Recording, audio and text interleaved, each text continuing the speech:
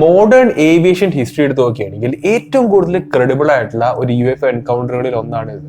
ഇവിടുത്തെ ദൃക്സാക്ഷികളായിക്കോട്ടെ വളരെയധികം ട്രെയിൻഡ് ആയിട്ടുള്ള ഏവിയേഷൻ പ്രൊഫഷണൽസ് ആണ്. Pilot, cabin crew, ATC officers, അങ്ങനെ നിരവധി ആൾക്കാർ വിറ്റ്നസ് ചെയ്തിട്ടുള്ള ഒരു എൻകൗണ്ടർ ആയിരുന്നു ഇത്. ഇത്തരത്തിലുള്ള ഒരു UFO കേസ് പൊങ്ങി വന്നു കഴിഞ്ഞാൽ ശാസ്ത്രലോകം ഇതിനുള്ള ഒരു വിശദീകരണം കൊണ്ടുവരാറുണ്ട്. പക്ഷേ ഈ സംഭവം നടന്നിട്ട് ഏകദേശം 20 വർഷങ്ങൾ കഴിഞ്ഞിട്ട് പോലും ഇതുവരെ ആർക്കും ഒരു കറക്റ്റ് എക്സ്പ്ലനേഷൻ തരാൻ കഴിഞ്ഞിട്ടില്ല.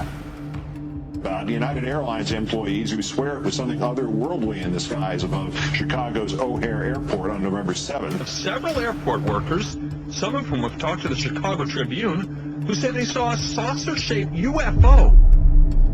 അപ്പോ എന്താണ് ശരിക്കും ഇവിടെ സംഭവിച്ചിരിക്കുന്നത്? മോഡേൺ ഏവിയേഷൻ ഹിസ്റ്ററിയിലത്തെ ഏറ്റവും കൂടുതൽ ക്രെഡിബിൾ ആയിട്ടുള്ള ഒരു കേസ് ആയിരിക്കും ഇത്. അത് വളരെയധികം ഡീറ്റെയിൽ ആയിട്ട് നമുക്ക് നോക്കാം.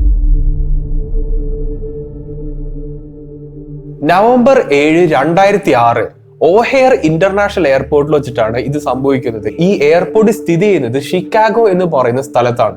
മറ്റുള്ള എയർപോർട്ടുകളെ വെച്ച് നോക്കി കഴിഞ്ഞാൽ ഈ എയർപോർട്ട് വളരെയധികം തിരക്കേറിയ ഒരു എയർപോർട്ടാണ്. അങ്ങനെ ഈ ദിവസവും അതുപോലെ തന്നെയായിരുന്നു, വളരെയധികം ബിസി ആയിട്ടുള്ള ഒരു ദിവസമായിരുന്നു അന്ന്.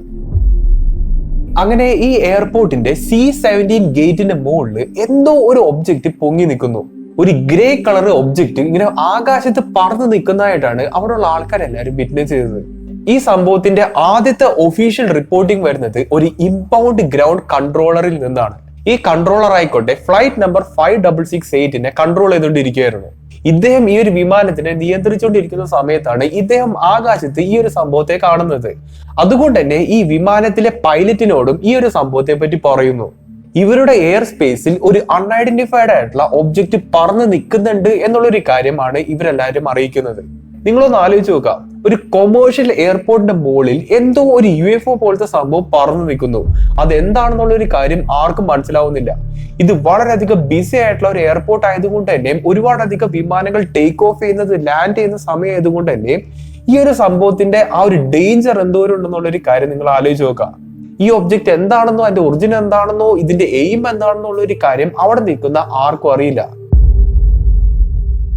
ഈ ഒരു ഒബ്ജക്റ്റിന്റെ അടുത്ത മെയിൻ വിറ്റ്നസ് എന്ന് പറയുന്നത് ഒരു ഫോർമർ ന്യൂസ് ആങ്കർ ആണ്.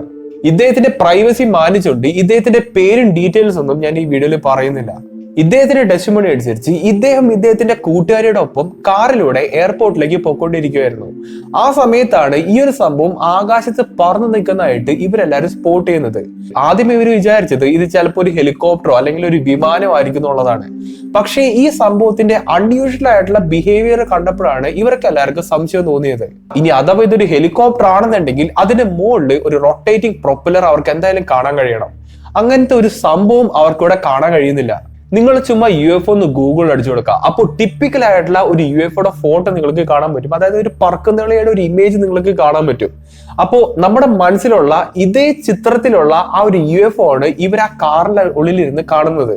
നിങ്ങളിപ്പോ ഈ സ്ക്രീനിൽ കാണുന്നത് പോലെ തന്നെ ഒരു ഗ്രേ കളർ ഡിസ്ക് ഷേപ്പ് UFOനെയാണ് ശരിക്കും അവരെല്ലാവരും വന്ന് കണ്ടത്. അങ്ങനെ എന്തെന്നറിയാത്ത ഈ ഒരു സംഭവത്തെ നോക്കിക്കൊണ്ട് അവർ ഈ ഒരു എയർപോർട്ടിന്റെ പാർക്കിംഗ് ഗ്രൗണ്ടിലേക്ക് എത്തുന്നു. ശേഷം വണ്ടിയിൽ നിന്ന് പുറത്തിറങ്ങുകയും നേരെ ആകാശത്തേക്ക് തന്നെയാണ് ഇവർ അടുത്ത 10 മിനിറ്റോളം നോക്കി നിന്നത്. പിന്നീട് നോക്കിയപ്പോഴാണ് ഇവർ മാത്രമല്ലായിരുന്നു, ആ എയർപോർട്ടിലുള്ള ഒട്ടുമിക്കവരും ആകാശത്തേക്ക് തന്നെയായിരുന്നു നോക്കിക്കൊണ്ടിരുന്നത്. ഇവിടുത്തെ ഒരു അവസ്ഥ എന്താ വെച്ചാൽ ഇവരെല്ലാവരും ഈ ഒരു പറക്കുതെളിയനെ 1/2 കിലോമീറ്റർ ദൂരത്ത് നിന്നാണ് ഇങ്ങനെ കണ്ടുകൊണ്ടിരുന്നത്. ഈ കണ്ടുകൊണ്ടിരുന്ന ആൾക്കാരെല്ലാവരും പറയുന്നത് ഇതെങ്ങനെയാണ് പറന്ന് നിൽക്കുന്നത് എന്നുള്ളൊരു കാര്യം ഇവർക്ക് ആർക്കും മനസ്സിലാവുന്നില്ല എന്നുള്ളതാണ്. 2006 ടെക്നോളജിക്കൽ പോയിന്റ് ഓഫ് വ്യൂ ആലോചിച്ച് നോക്കുകയാണെങ്കിൽ ഒരു സംഭവത്തിന് പറന്ന് നിൽക്കണമെങ്കിൽ അതിന് എന്തെങ്കിലും ഒരു രീതിയിലുള്ള പ്രൊപ്പൽഷൻ സിസ്റ്റം വേണം. ഒരു ഉദാഹരണം പറയുകയാണെങ്കിൽ ഹെലികോപ്റ്റർ അല്ലെങ്കിൽ ഡ്രോണുകളൊക്കെ പറക്കുന്നത് ഒരു പ്രൊപ്പല്ലറിന്റെ സഹായം കൊണ്ടാണ്. സാധാരണ ഒരു ജെറ്റ് വിമാനം പറക്കുന്നത് ഇതേപോലത്തുള്ള ടർബൈൻ ബേസ്ഡ് ആയിട്ടുള്ള ജെറ്റ് എഞ്ചിൻസ് ഉപയോഗിച്ചിട്ടാണ്. അതും ഞാനിപ്പോ ഈ പറഞ്ഞ കാര്യങ്ങളെല്ലാം വർക്ക് ചെയ്യണമെങ്കിൽ ഒരുപാടധികം ശബ്ദം പുറത്തേക്ക് ഉണ്ടാക്കും. പക്ഷേ ഇവർ കണ്ടുകൊണ്ടിരിക്കുന്ന ആ ഒരു സംഭവത്തിന് ഞാനിപ്പോ ഈ പറഞ്ഞ സംഭവങ്ങൾ ഒന്നും തന്നെ കാണാനും കഴിയുന്നില്ല. യാതൊരു രീതിയിലുള്ള ശബ്ദം ഉണ്ടാക്കുന്നില്ല, യാതൊരു രീതിയിലുള്ള പ്രകാശമോ അങ്ങനത്തെ ഒരു സംഭവം ഇത് ഉണ്ടാക്കുന്നില്ല. മൊത്തത്തിൽ ഒരു ഫുൾ ആയിട്ട് മെറ്റൽ കൊണ്ട് ഉണ്ടാക്കിയിരിക്കുന്ന ഒരു UFO ഷേപ്പ് ഉള്ള ഒരു സംഭവം ഇങ്ങനെ ആകാശത്ത് പറന്നു നിൽക്കുന്നു. അതാണ് ശരിക്കും അവരെല്ലാവരും കണ്ടുകൊണ്ടിരിക്കുന്നത്. അതോടൊപ്പം തന്നെ ഒരു അനോണിമസ് ആയിട്ടുള്ള ദൃക്സാക്ഷിയും കൂടി ഇവിടെ വന്ന് അദ്ദേഹത്തിന്റെ കാര്യങ്ങളൊക്കെ പറയുന്നുണ്ട്. അദ്ദേഹം ഇവിടെ C-17 ഗേറ്റിൽ വർക്ക് ചെയ്തുകൊണ്ടിരുന്ന ഒരു എംപ്ലോയി ആയിരുന്നു. ഇവിടുത്തെ ഒരു അവസ്ഥ എന്താ വെച്ചാൽ ഇദ്ദേഹം ആ C-17 ഗേറ്റിന്റെ തൊട്ടടിയിൽ തന്നെയാണ് വർക്ക് ചെയ്തുകൊണ്ടിരുന്നത്. അതും ഈ UFO ഒബ്ജക്റ്റ് ആയിക്കോട്ടെ ഈ ഗേറ്റിന്റെ തൊട്ട് മുകളിലാണ് ഇങ്ങനെ പറന്നുകൊണ്ടിരിക്കുന്നത്. അതുകൊണ്ട് തന്നെ ഈ ഒരു സംഭവത്തിനെ ഏറ്റവും അടുത്ത് കണ്ടിരിക്കുന്നത് ഇദ്ദേഹമാണ്. ഇദ്ദേഹം ഈ ഒരു സംഭവത്തെ കണ്ട ഉടനെ തന്നെ ഇദ്ദേഹം നേരെ ATCയുമായിട്ട്, അതായത് എയർ ട്രാഫിക് കൺട്രോളറുമായിട്ട് ഇങ്ങനെ സമീപിക്കുന്നു. തൊട്ടടുത്ത നിമിഷം തന്നെ C-17 ഗേറ്റിന്റെ തൊട്ടടുത്തെടുക്കുന്ന Boeing 737 എന്ന് പറയുന്ന ഒരു കൊമേഴ്ഷ്യൽ എയർക്രാഫ്റ്റ് ഉണ്ടായിരുന്നു. അപ്പോ അതിന്റെ അകത്തുള്ള പൈലറ്റിനെയും ഈ ATC വിവരം അറിയിക്കുന്നു. അങ്ങനെ ഈ എയർപോർട്ടിൽ ജോലി ചെയ്തു വന്ന 10ഓളം ആൾക്കാർ ഈ സംഭവത്തെ നേരിട്ട് കണ്ടതാണ്. അതോടൊപ്പം തന്നെ C-17 എന്ന് പറയുന്ന ഈ ഗേറ്റിന്റെ തൊട്ടടുത്ത് 2 Boeing 737 പാർക്ക് ചെയ്തിട്ടുണ്ടായിരുന്നു. അതുകൊണ്ട് തന്നെ ATC ഈ എയർക്രാഫ്റ്റിന്റെ പൈലറ്റിനോട് റിക്വസ്റ്റ് ചെയ്യുന്നു, നിങ്ങളുടെ ജനലൊന്ന് ഓപ്പൺ ചെയ്തിട്ട് ഈ ഒരു സംഭവത്തെ നിങ്ങളൊന്ന് ഒബ്സർവ് ചെയ്യാവോ എന്നാണ് ഇദ്ദേഹം ചോദിക്കുന്നത്. ഇവിടെ ഈ 2 എയർക്രാഫ്റ്റ് പൈലറ്റ് ചെയ്തിരുന്ന പൈലറ്റ്സ് എന്നൊക്കെ പറയുന്നത് വളരെയധികം എക്സ്പീരിയൻസ്ഡ് ആയിട്ടുള്ള ആൾക്കാരാണ്. അവർക്ക് വിമാനം എന്താണ്, ജെറ്റ് എന്താണ്, ഹെലികോപ്റ്റർ എന്താണ്, എയർ ബലൂൺ എന്താണെന്നുള്ള കാര്യങ്ങളൊക്കെ നോക്കിക്കഴിഞ്ഞാൽ തന്നെ മനസ്സിലാക്കാൻ പറ്റും. ഇത്രയധികം പ്രൊഫഷണൽസ് ആയിട്ടുള്ള ഇവരുടെ ടെസ്റ്റിമണി അനുസരിച്ച് ഇവർക്ക് പ്രത്യേകിച്ച് ഇതിനെ കണ്ടിട്ടൊന്നും പറയാൻ പറ്റുന്നില്ല. എങ്ങനെയാണ് ഈ ഒരു ഒബ്ജക്റ്റ് എയർബോൺ ആയിട്ട് നിൽക്കുന്നത് എന്ന് ഇവർക്ക് ആർക്കും എക്സ്പ്ലെയിൻ ചെയ്യാൻ കഴിയുന്നില്ല. നിങ്ങളൊന്ന് ആലോചിച്ച് നോക്കാം, ഇത്ര അധികം ട്രെയിൻഡ് ആയിട്ടുള്ള എയർക്രാഫ്റ്റ് പൈലറ്റ്സ് ആണ് ഈ ഒരു സംഭവത്തെ 5 മിനിറ്റോളം നോക്കി നിന്നിട്ടും അതെന്താണെന്ന് മനസ്സിലാക്കാൻ കഴിയാണ്ട് പോകുന്നത്. എല്ലാ എയർപോർട്ടുകളിലും എയർലൈൻസ് മാനേജർ എന്ന് പറയുന്ന ഒരു വ്യക്തിയുണ്ട്.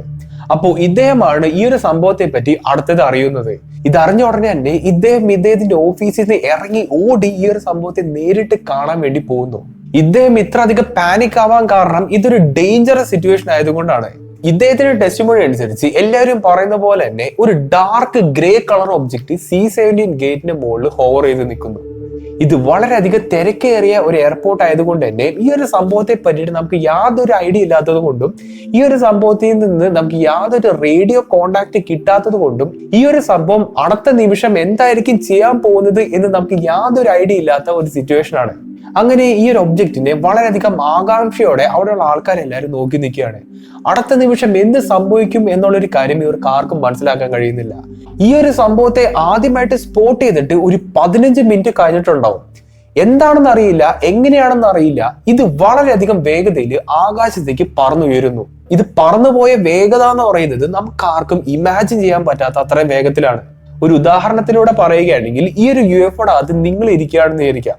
എന്നിട്ടാണ് ഈ ഒരു സംഭവം ഇത്രയധികം വേഗത്തിൽ ആകാശത്തേക്ക് പറന്നുയരുന്നത്. അതിന്റെ അകത്തിരിക്കുന്ന നിങ്ങൾ എക്സ്പീരിയൻസ് ചെയ്യുന്ന ഗ്രാവിറ്റേഷണൽ ഫോഴ്സ് എന്ന് പറയുന്നത് വളരെയധികം എക്സ്ട്രീം ആയിരിക്കും. ഒറ്റ വാക്കിൽ പറയുകയാണെങ്കിൽ ഇത്ര അധികം ആക്സലറേഷനിൽ പോകുന്ന ഒരു ഒബ്ജക്റ്റിനകത്ത് ഒരു മനുഷ്യന് സർവൈവ് ചെയ്യാൻ പറ്റില്ല. ഇത് കണ്ടുനിന്ന ആൾക്കാർ, ഇവിടെ പൈലറ്റ് ഉൾപ്പെടെ പറയുന്നത് ഈ ഒരു സംഭവം ശബ്ദത്തെക്കാൾ വേഗത്തിലാണ് ട്രാവൽ ചെയ്തിരിക്കുന്നത്. സാധാരണ മനുഷ്യനിർമ്മിതമായിട്ടുള്ള ഒരു വസ്തുവാണെന്നുണ്ടെങ്കിൽ അത് ശബ്ദത്തെക്കാൾ കൂടുതൽ വേഗത്തിൽ ട്രാവൽ ചെയ്യുകയാണെങ്കിൽ അത് പടക്കം പൊട്ടുന്ന ഒരു ശബ്ദം ഉണ്ടാക്കും. ഇതിനെയാണ് സോണിക് ബൂം അല്ലെങ്കിൽ സൗണ്ട് ബൂം എന്നൊക്കെ പറയുന്നത്. ഒരു വസ്തു ശബ്ദത്തെക്കാൾ കൂടുതൽ വേഗത്തിൽ യാത്ര ചെയ്യുമ്പോൾ നിങ്ങളിപ്പോ ഈ ചിത്രത്തിൽ കാണുന്നത് പോലെ തന്നെ ചുറ്റും ഒരു മേഘം പോലത്തെ ഒരു സംഭവം ഫോം ചെയ്യും. അതേസമയം തന്നെ വളരെയധികം ശബ്ദത്തിൽ ഒരു പൊട്ടിത്തെറിക്കുന്ന ശബ്ദം നമുക്ക് കേൾക്കാൻ കഴിയും. ഇതിനാണ് സൗണ്ട് ബൂം അല്ലെങ്കിൽ സോണിക് ബൂം എന്നൊക്കെ പറയുന്നത്. ഇത് ഫിസിക്കൽ ആയിട്ടുള്ള ഒരു സയന്റിഫിക് ഫിനോമിനൻ മാത്രമാണ്.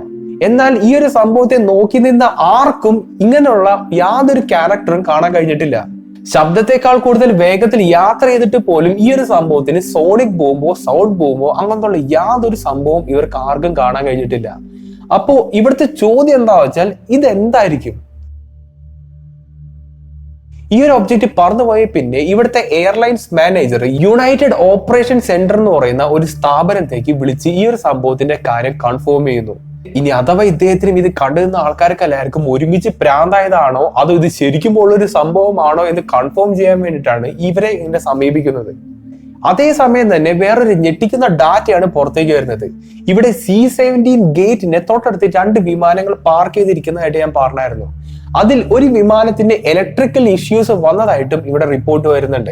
എന്നാൽ ഈ വിമാനത്തിന്റെ തൊട്ടു മുകളിലാണ് ഈ ഒരു സംഭവം പറന്നുയർന്നു നിന്നത്. അതോടൊപ്പം തന്നെ ഫെഡറൽ ഏവിയേഷൻ അഡ്മിനിസ്ട്രേഷൻ, അതായത് FAA, ഇതേപോലുള്ള ഒരു സംഭവത്തെ റഡാറിൽ പിടിച്ചിട്ടില്ല എന്നുള്ളൊരു കാര്യം കൂടി കൺഫേം ചെയ്യുന്നുണ്ട്. പിന്നീട് സംഭവിച്ചത് വളരെയധികം നാടകീയമായിട്ടുള്ള കാര്യങ്ങളാണ്. അതായത് ഈ ഒരു സംഭവം കണ്ടു നിന്ന ആൾക്കാരില്ലേ, അവരുടെ അടുത്ത് നിന്ന് വളരെയധികം ഡീറ്റെയിൽ ആയിട്ടുള്ള ഐ വിറ്റ്നസ് റിപ്പോർട്ടുകളെല്ലാം ഇവരിങ്ങനെ എഴുതി മേടിക്കുന്നുണ്ട്. അതോടൊപ്പം തന്നെ ഈ കണ്ടു നിന്ന ആൾക്കാരുടെ അടുത്തെല്ലാം ഇവരൊരു കാര്യം പറയുന്നു, നിങ്ങൾ ഒന്നും തന്നെ കണ്ടിട്ടില്ല, ആകാശത്ത് ഒരു സംഭവം പറന്നു നിന്നിട്ടില്ല, അത് നിങ്ങളുടെ തോന്നൽ മാത്രമാണ്. ഈ ഒരു സംഭവത്തെ പറ്റി നിങ്ങൾ പുറത്ത് ആരടുത്തും പറയരുത്. എന്തൊക്കെ പറഞ്ഞാലും സ്വന്തം കണ്ണുകൾ കൊണ്ട് കണ്ട കാഴ്ച വെറും തെറ്റാണെന്ന് പറയുമ്പോൾ നമുക്കുണ്ടാവുന്ന ഒരു ബുദ്ധിമുട്ടില്ലേ, ആ ബുദ്ധിമുട്ട് ഈ കണ്ടു നിന്ന ആൾക്കാരുടെ എല്ലാവരും ജീവിതത്തിന്റെ ഒരു ഭാഗമായിട്ട് മാറുന്ന ഒരു അവസ്ഥ. എന്താണ് അവരന്ന് കണ്ടത് എന്നുള്ളതിന്റെ ഒരു എക്സ്പ്ലനേഷൻ കിട്ടാണ്ട് അടുത്ത 20 വർഷങ്ങളോളം മുന്നോട്ട് പോകുന്നു. അങ്ങനെ കുറച്ച് വർഷങ്ങൾ മുന്നോട്ട് പോയപ്പോൾ ഫ്രീഡം ഓഫ് ഇൻഫർമേഷൻ ആക്ട് എന്ന് പറയുന്ന ഒരു സംഭവത്തിന്റെ അടിയിൽ FAAക്ക് ഈ ഒരു സംഭവം പിന്നെ മറച്ചു വെക്കാനുള്ള ഒരു ചാൻസ് ഉണ്ടായിരുന്നില്ല. നവംബർ 7, 2006 ഷിക്കാഗോ എയർപോർട്ടിൽ വൈകിട്ട് 6 മണിയോടെ എന്താണ് സംഭവിച്ചത് എന്നുള്ളതിന്റെ ഫുൾ ഡീറ്റെയിൽസ് പുറത്തേക്ക് വരുന്നു. ഫ്രീഡം ഓഫ് ഇൻഫർമേഷൻ ആക്ട് ഉള്ളത് കൊണ്ടാണ് എപ്സ്റ്റീൻ ഫയൽസ് എന്ന് പറയുന്ന സംഭവം ലോകം മുഴുവനും പ്രസിദ്ധമായത്. എന്നോട് ചോദിക്കുകയാണെങ്കിൽ എപ്സ്റ്റീൻ ഫയൽസിനെക്കാളും വളരെയധികം ഇമ്പോർട്ടന്റ് ആയിട്ടുള്ള ഒരു കേസാണ് ഇത്. എന്തെന്നറിയാത്ത ശാസ്ത്രമാണ് അന്ന് ആകാശത്തിൽ ഇങ്ങനെ പറന്നുയർന്നു നിന്നത്.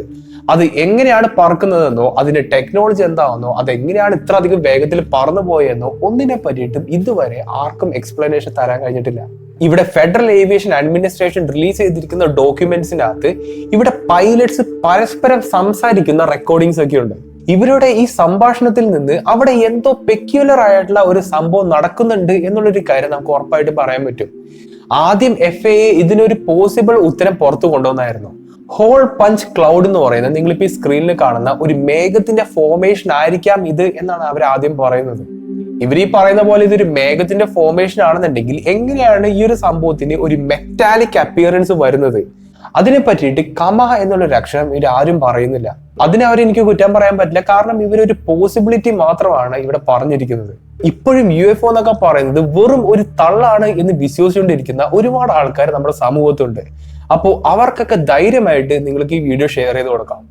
ഇനി അഥവാ നിങ്ങൾ ഇതേപോലെയുള്ള എന്തെങ്കിലും എൻകൗണ്ടർ ഒക്കെ കാണുകയാണെങ്കിൽ അതിനെ പറ്റിയിട്ട് നിങ്ങൾക്ക് എന്നോട് ഡിസ്കസ് ചെയ്യാൻ താല്പര്യം ഉണ്ടെങ്കിൽ നിങ്ങൾക്ക് ധൈര്യമായിട്ട് എന്റെ ഇൻസ്റ്റാഗ്രാം പേജിലോ അല്ലെങ്കിൽ ഫേസ്ബുക്കിലോ എനിക്ക് മെസ്സേജ് അയക്കാവുന്നതാണ്. നമ്മുടെ ഈ ചാനലിൽ ഷെയർ ചെയ്യുന്ന എല്ലാ UFO കേസസും ഇതേപോലുള്ള വളരെയധികം ക്രെഡിബിൾ ആയിട്ടുള്ള സംഭവങ്ങൾ മാത്രമാണ്. എന്നോട് ചോദിക്കുകയാണെങ്കിൽ നവംബർ 7, 2006 വൈകിട്ട് 4 മണിയായപ്പോൾ എന്തോ ഒരു ശാസ്ത്രീയമായിട്ടുള്ള ഒരു ഒബ്ജക്റ്റ് ആകാശത്ത് ഇങ്ങനെ പറന്നുയർന്നു നിൽക്കുന്നു. അതുകൊണ്ട് തന്നെ ഈ ഒരു ടോപ്പിക്ക് ഈ സയൻസ് ചാനലിന് സ്യൂട്ടബിൾ ആയിട്ടുള്ള ഒരു കാര്യം തന്നെയാണ്. ഇതെങ്ങനെയായിരിക്കാം പറക്കുന്നത് എന്നുള്ളതിനെ പറ്റിയിട്ടുള്ള നിങ്ങളുടെ എക്സ്പ്ലനേഷൻസ് മാക്സിമം ഒന്ന് കമന്റ് ചെയ്ത് അറിയിക്കാൻ ശ്രമിക്കുക. അപ്പോൾ നല്ലൊരു ടോപ്പിക്കായിട്ട് ഇനി അടുത്ത വീഡിയോ കാണാം.